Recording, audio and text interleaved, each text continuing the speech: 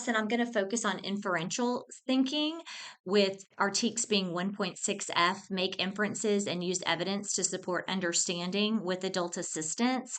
I think these kids know what an inference is, that it's not stated in the text. There's going to be clues for it. But I think that with adult assistance is going to come in with how to answer an inferential question when you're asked one.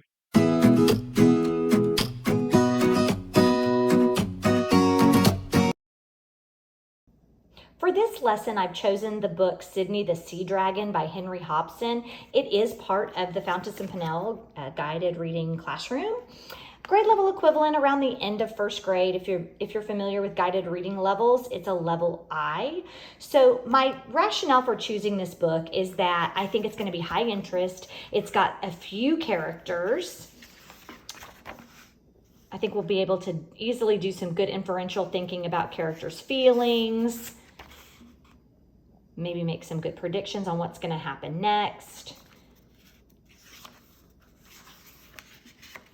So I think they're really going to like this book.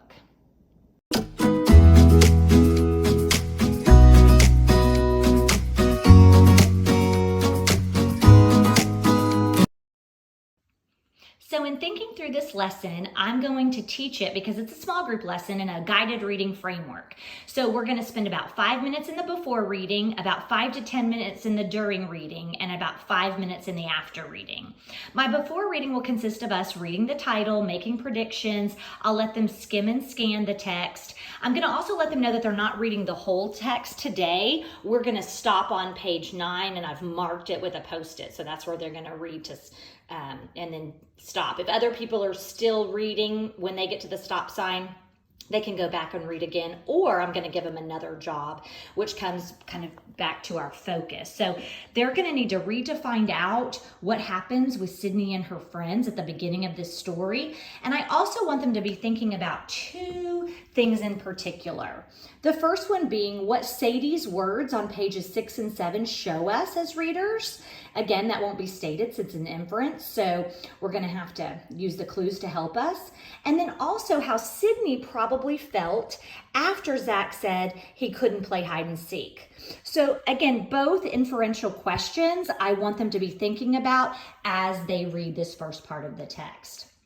In the during reading, I'll let them spend about 5 to 10 minutes. I don't think it's going to take 10 minutes because they're not reading the whole book.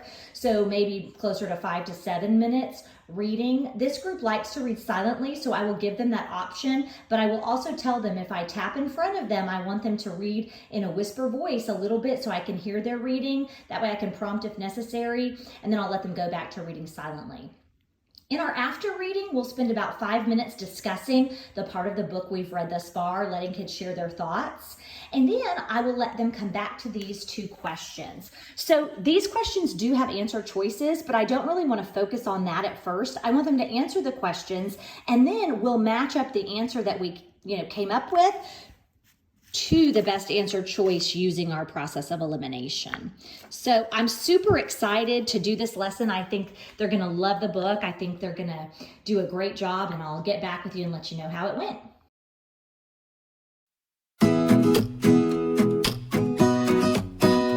So lesson feedback on our Sydney the Seahorse lesson. It went great. The kids loved the book. They made some great predictions about Sydney. Somebody asked if a sea dragon was like a seahorse. So that was kind of a cute little conversation. They were engaged in the text. They didn't want to stop. They wanted to keep going, which often happens when we stop them.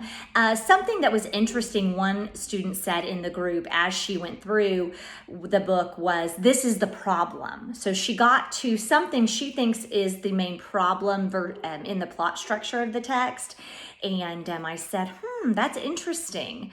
And she said, well, it's going to have a solution too, but I think this is the problem. So after the reading was done, we answered the questions, and they did a wonderful job answering those questions, but even before we looked at the answer choices. And then when I showed them the choices, it was really easy to match up which was the best answer and why, which couldn't be the best choices and why. So a little preview into that process of elimination again, but what I want them to know is as part of our discussion and some things they had already shared, these questions are easy to answer. Even though the answer's not in the text, they're not stated, related, there are enough clues to find out the answers based on the text evidence. So because the young lady said something about the problem, I'm going to go back next week and we're going to read the rest of the story. And then what I think I'm going to have them do is actually mark the text evidence where we locate the characters, the problem, and the resolution for plot structure. Because where she thinks the problem isn't the exact